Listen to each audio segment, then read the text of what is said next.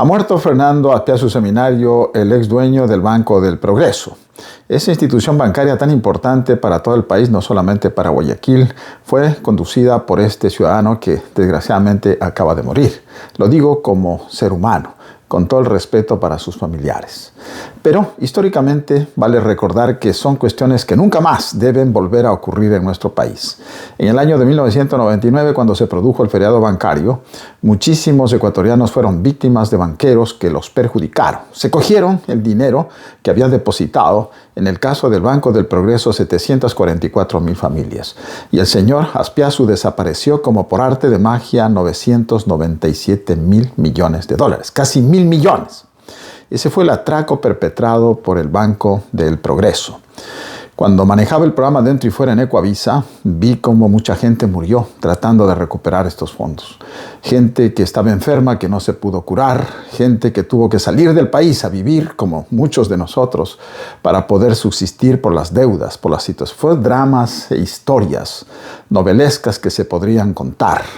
Un dolor que los ecuatorianos nunca habíamos tenido por miles, porque no solamente fue el Banco del Progreso, fue el Banco de Préstamos, fue el Banco Popular y fueron una serie de instituciones bancarias que causaron tanto dolor y sufrimiento a los ecuatorianos. Hoy que ha muerto el señor Fernando Aspiazu Seminario, quiero recordar que también hubo políticos que fueron los alcahuetes de estos banqueros corruptos, entre ellos los socialcristianos. Yo recuerdo cómo el señor Fernando Aspiazu Seminario, cogido de la mano de banqueros como Guillermo Lazo, fueron al municipio de Guayaquil cuando era el alcalde de Guayaquil, León Febres Cordero, y le gritaban: León, vamos a defender a la banca de Guayaquil contra los banqueros serranos. Eso es lo que decían en las calles de Guayaquil. Y no es que estoy avivando una lucha regionalista, no. Llevo a Guayaquil en mi corazón, igualmente a Quito. Pero estos políticos irresponsables querían decir que este gran atraco tenía que ver con la banca serrana, que los serranos querían destruir a la banca guayaquileña. Fueron a gritarle a León Febres Cordero: León, por favor, sal a las calles, no te ahueves. Eso fue lo que le gritaban. Y León salió al balcón del municipio de Guayaquil y entonces se hizo escuchar con esa frase tan célebre que hemos recordado: León no se ahueva, carajo. Le hicieron la marcha de los claveles.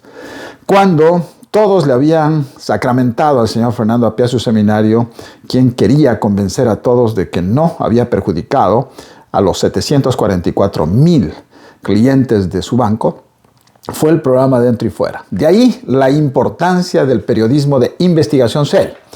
Nosotros probamos, por ejemplo, que empleados humildes del señor Fernando Aspiazu Seminario, como un chofer, tenía 30 millones de dólares escondidos ahí, el chofer ni sabía. Una empleada tenía otros millones de dólares guardados. Y cuando fuimos a preguntarle: señora, ¿usted sabe que tiene tantos millones de dólares en su cuenta? La señora casi se desmaya. Y es que así es como escondía la plata robada este banquero al que estoy haciendo referencia. ¿Cómo hicieron otros banqueros? ¿Dónde estaba el señor Rafael Correa y quienes han dicho que luchan contra el feriado bancario? Pues yo le voy a decir dónde estaba el señor don inefable Rafael Correa. Nada, trabajando en el Ministerio de Educación, sirviendo lo que él dice ahora son la oligarquía, sectores respetables de nuestra economía.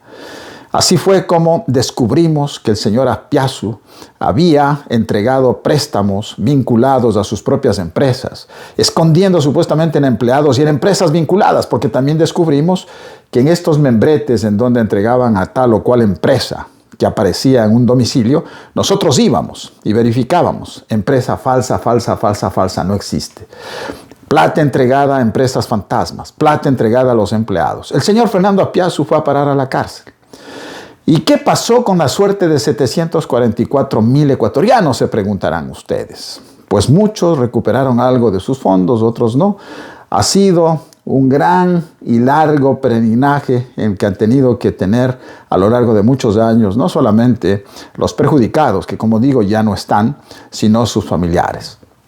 Y entonces cuando nosotros comenzamos a averiguar qué había pasado con la plata robada de los banqueros del feriado bancario, resulta que los gobiernos crearon organizaciones como por ejemplo la Agencia de Garantía de Depósitos y otros más.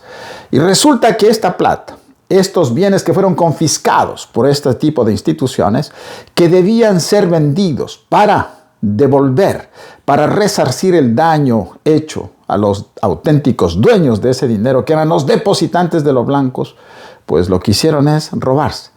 Señor Rafael Correa, que le acabo de mencionar, dicho por su primo hermano, aquel que usted alcahueteó con el título falso, don Pedro Delgado, que incluso llegó a ser gerente del Banco Central, que ha dicho que todos esos bienes de los banqueros que fueron confiscados para devolver a las víctimas del feriado bancario, ¿sabe qué dice el señor Pedro Delgado?